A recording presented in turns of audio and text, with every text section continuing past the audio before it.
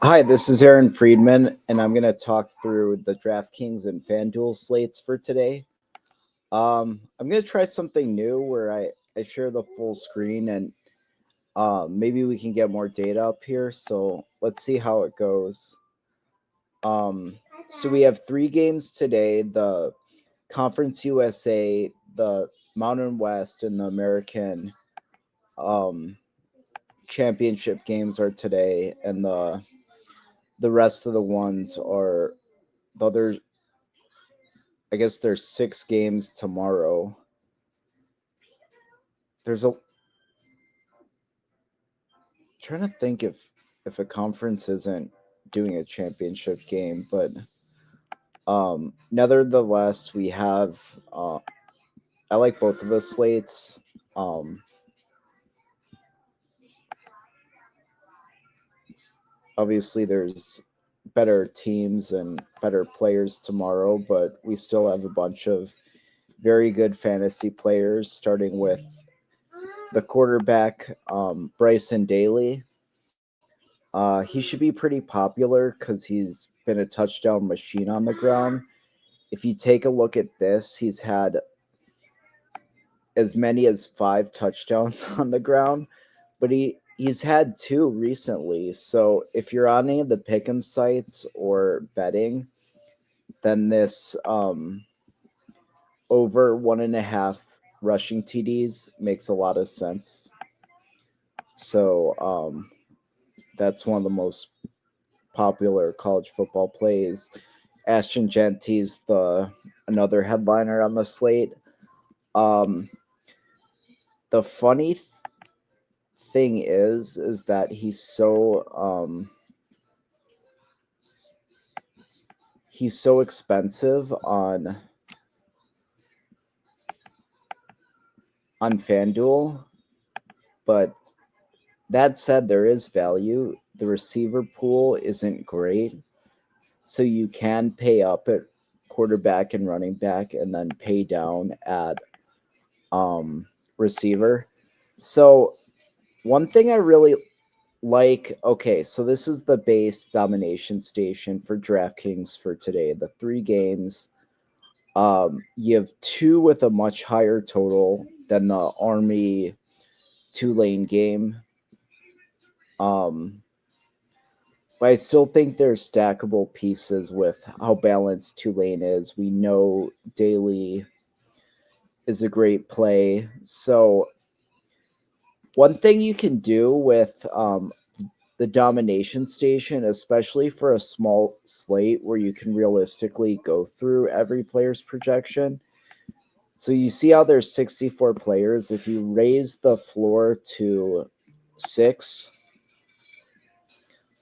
then it drops it to 28 players, which is much more realistic. So some of the top plays are going to be Madsen's pretty interesting. He wasn't great in the first game, but the team total's pretty big.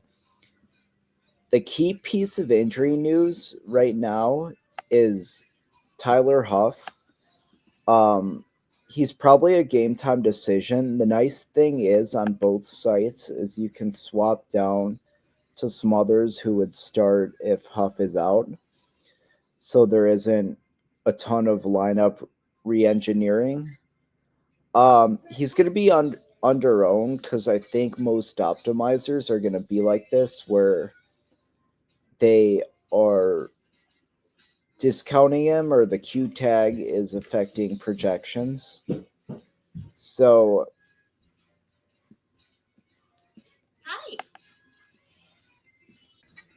all right. So we have at quarterback, we have Daly up top, but everyone's interesting. I genuinely want a piece of everyone. Even Mensa, I'm going to boost up because he's been over 20 the past two.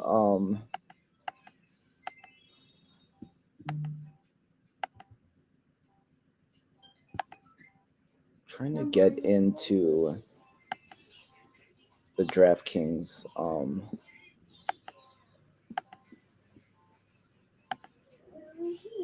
He's been over like 18 or 20, I think, the past two contests.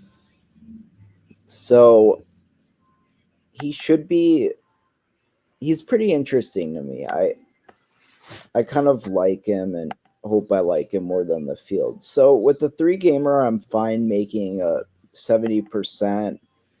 I don't know, we could do like a 5% to get everyone in there. I would uncheck Smothers just because Huff is either going to play or you just do the swap.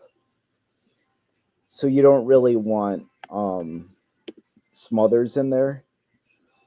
When I ran this the first time, I was getting a lot of the Boise State receivers are really cheap. So you're getting a lot of lineups like this um without Madsen. Um Madsen I definitely want to stack. One, because they're so cheap. The receivers are so cheap. And then what you can do is you can. So who's the most popular receiver? The most popular receiver is Cam Camper, great play. So what you can do as a rule is you can let's put in Camper, and then I'm gonna say no more than one receiver from the same team. That way he could be double stacked but not triple stacked. And that should eliminate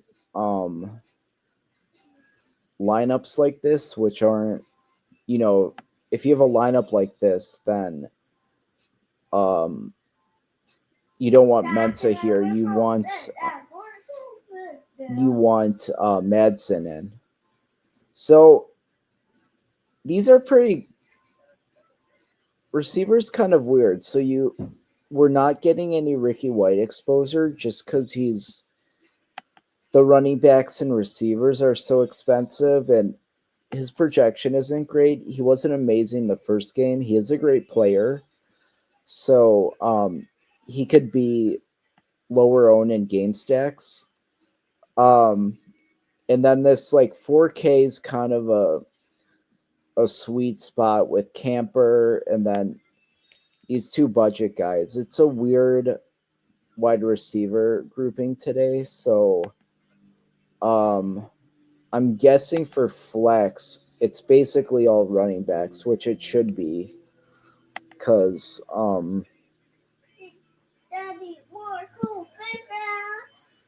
one second, I'm on goldfish duty. All right, so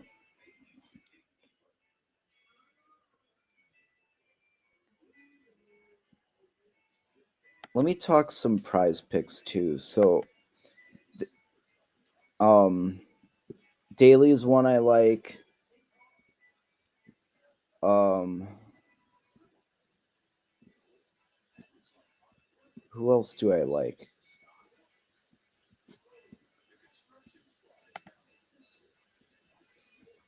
What's Tyler?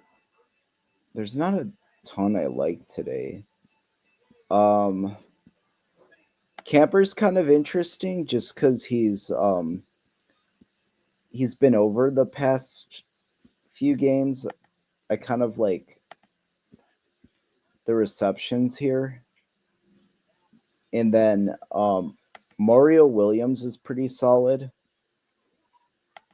I'll talk about tomorrow's slate too, but Guillory, there's no Jordan Tyson, so he should slide in as the wide receiver one. But I was really looking for Tyler Warren. Let's see where he is. He's been awesome for them. So 8886. This has been money lately, so this is one of my favorite ones on the weekend. Let's see what Guillory's yardage is, because he's been this All right, so 42. Um, this was with Tyson. So now that Tyson isn't there, I think receiving yards over or fantasy score over are pretty appealing. And then Mateer should be um, pretty good too. Those are spots to take advantage of where the lines may not be adjusted enough. And then another player, I'm going to shout out my guy, Eric Froton. Um, he talked about Haj Malik Williams over 100 yards. You'll see here, or sorry, over what is it? He's in the low 60s, and then but he's been over 100 in a few games, so he's pretty interesting.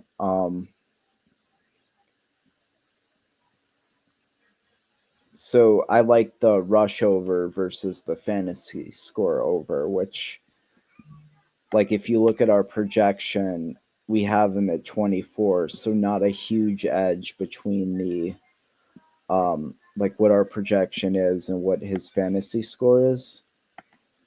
So this is kind of a fun slip. These are some of my favorite plays for the weekend. Um, all right, so let's run it again and see what we get.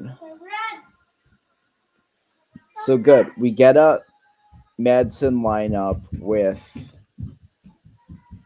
two budget receivers, which allows us to get in Trey Stewart, who's my favorite running back play, Daly.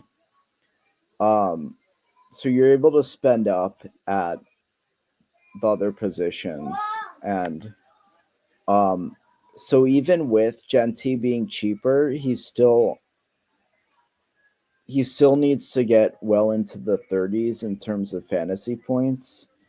And it seemed like UNLV's game plan was to take him away in that first game. So I want some exposure, which this would get you, but it's still like a huge price when Daly's been more consistent.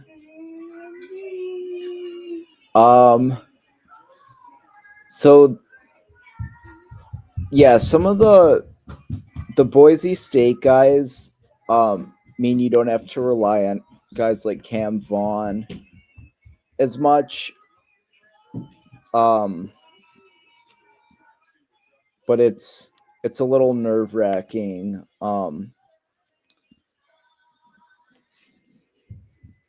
Trusting some of the cheap receivers on other teams. So our rule kind of made Madsen a pretty popular play, which is fine. I do think there's a lot of ways you can go. Like Veltkamp is a fine play. So exposure wise, I'm pretty happy with. There's 6 teams. There's teams like Army where you're not considering the receivers. So I don't know. These seem like fair builds. So let's do FanDuel. Okay, of course you. I got it. Does he the rock around? That right here. Okay, good. Does John watch me? Yes or no? Okay, I'll watch you. Let's on that chair. Okay, I can watch you. Daddy, freeze. That's freeze. All right, so same kind of. Oops. Okay. Same kind of thing where I want 70% exposure. Let's see what we get.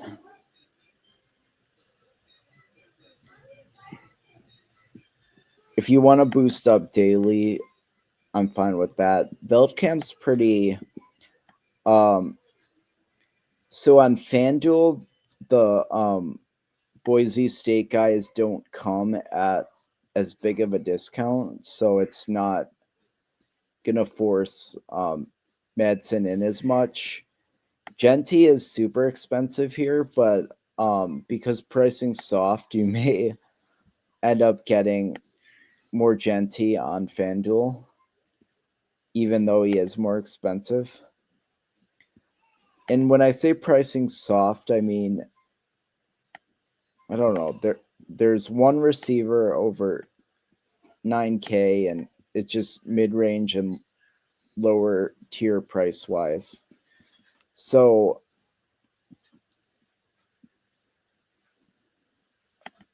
I don't know if I made much in terms of rules, but this is kind of what I like for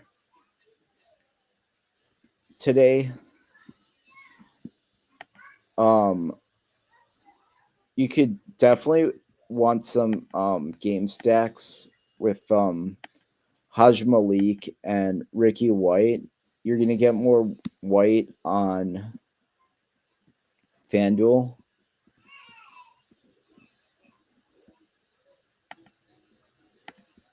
So I might do like a little game stack for Haj Malik and Madsen. So same team, opposite team. Madsen. And we'll see what we get.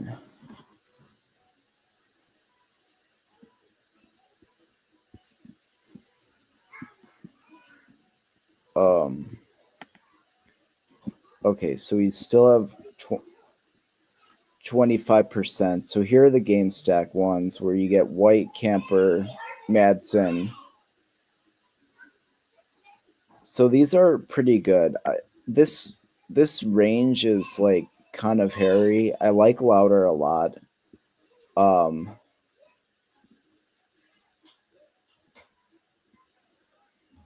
So this lineup's kind of interesting too.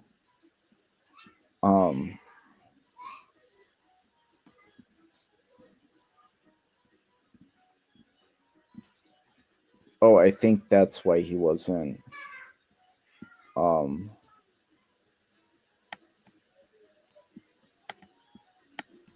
So I needed one receiver or tight end from the other team.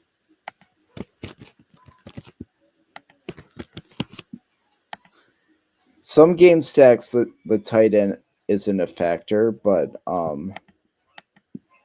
they both have pretty good tight ends, so you can make the rules like this with no less than one wide receiver or tight end.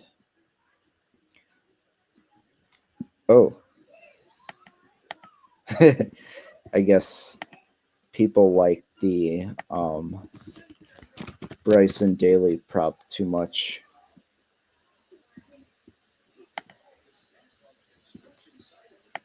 But